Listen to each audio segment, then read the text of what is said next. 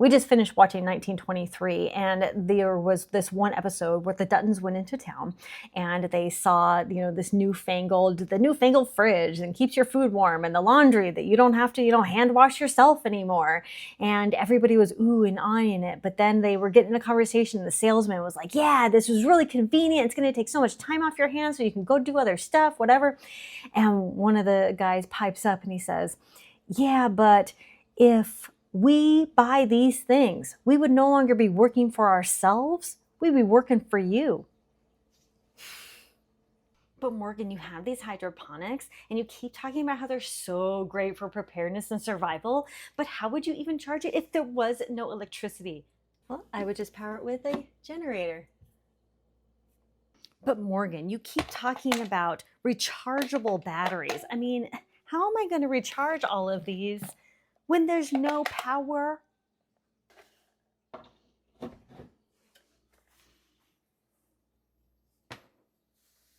With the generator, right here, just plug it on in, off it goes. Morgan, you keep talking about radios and how they're so good for off-grid communication, but how am I supposed to power them? Because they use a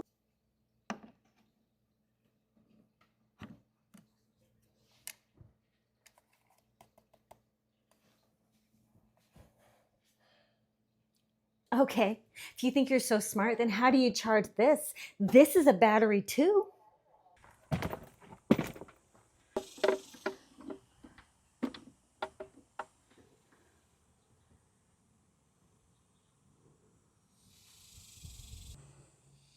Hi everyone, Morgan here. Let's talk about some off-grid power solutions. A lot of things take power, and there's a point in which you have to realize, okay, I am not going to use my alternative energy for powering this, but I am going to use my alternative energy for powering this. And you have to get energy efficient things. Like I was talking about in a past video where we had a washer, and it was an energy efficient washer, one, and it was a water efficient washer where it didn't use a ton of water and a ton of energy. So it was very efficient. And also when we lived off grid, we had a microwave in our RV, but we did not use it unless we had excess power in the middle of the day. Okay, so our batteries would get full up, we'd see it, and then we'd be like, okay, it's about 12, 1 o'clock, right? And so now we have excess power and we can use that microwave if we wanted to. So we took advantage of using the excess power when we could. There's solar panel, of course, on your roof, or if you have some land that you need to put it on your land, you can do that. You can do the power battery backup generators like I was showing in this video in the very beginning, or you can have a whole house setup. We have had both. And so we've had a whole house setup for a couple different areas for in Arizona and in Alaska. In Alaska, we definitely had to charge up the batteries in the cold. You really need an insulated area for batteries because super cold weather can damage batteries, but super hot weather can damage batteries. More direct heat, but the cold can really damage batteries very, very fast. So you do want to insulate them. But if the solar is not enough, you're going to have to charge it with some other, gas or propane battery, generator, or just do without. Right?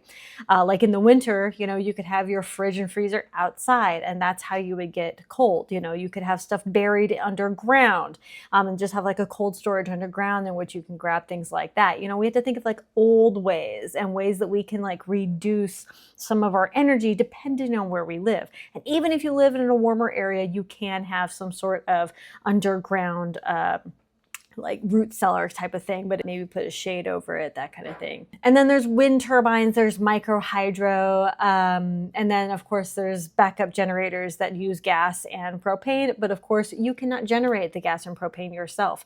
So, things like if you live near water, hydro would work. Wind, if you are in a windy area, but you have to get the wind turbines pretty up in order for it not to be blocked by really tall trees, things like that. And solar, of course, you have to be in an area, you have to have at least some sort of sun, consistently hitting. And in northern areas, that might be a little more difficult. So you may have to decrease your energy usage in the winter months if you rely mostly on solar. It can be done. I know somebody who lives in a northern state in the United States, and she is totally off grid. and she just doesn't use a lot of electricity. You know, she just doesn't need it. So it just depends on what usage you are using. Some people can totally live without a ton of electronics, or they use just a little bit of energy here and there. That's how you live, and that's fine. We live like that. We use a little bit of energy here and there. You know, we basically had our refrigerator plugged in, and we would use wood stove for heat, and we had fans. We didn't have air conditioning. We didn't really need it. And, you know, like we lived with less energy usage. When I wanted to preserve food with dehydrating, I had a solar dehydrator, okay?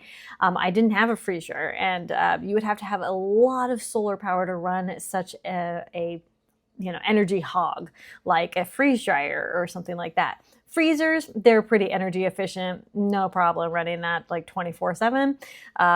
But fridges are also, they can be a little bit energy hogs, just kind of depending on which ones you get. You really want to monitor your energy usage.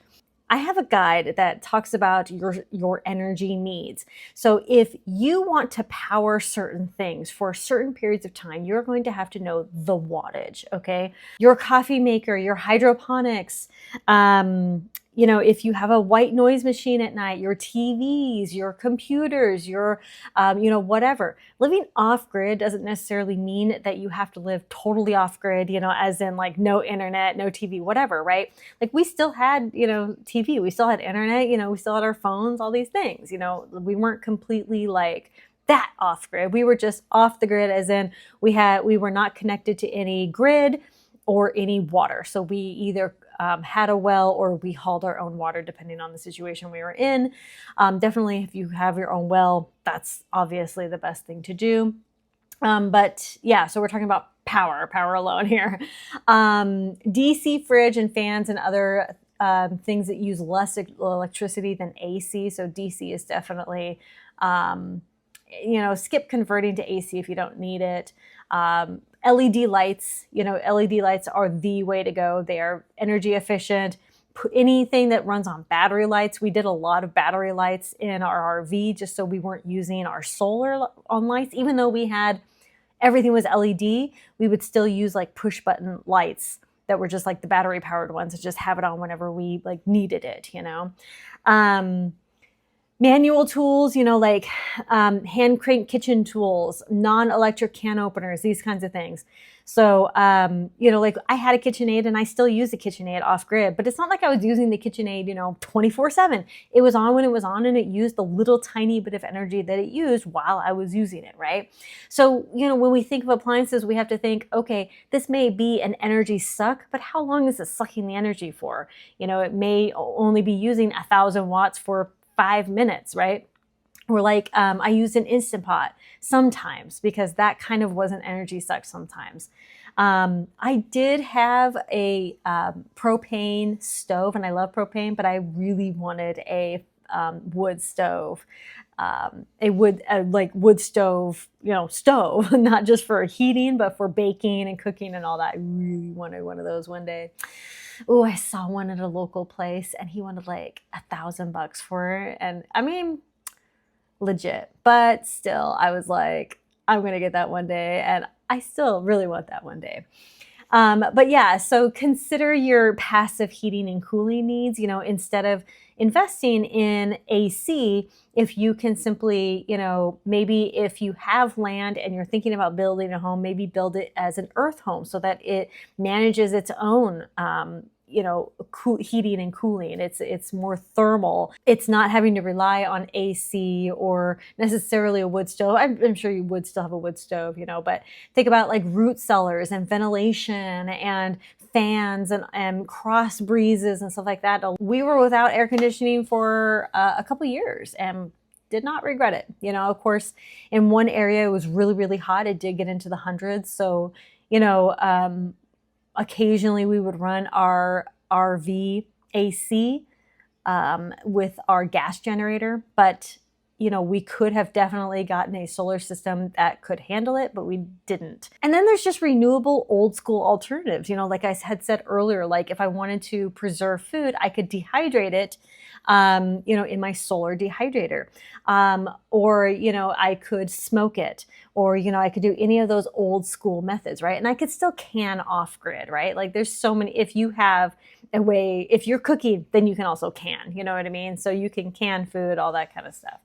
And then there's like a wood stove, rocket stoves, things like that. They have heating and cooking ones.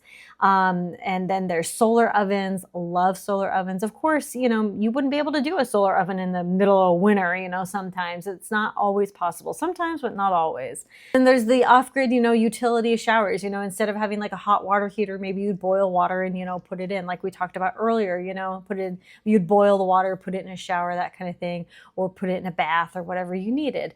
And then the compost toilets, there's no electricity needed except for that one little tiny fan to vent out for the composting toilet. Otherwise, you might have like an outhouse that's off to the side.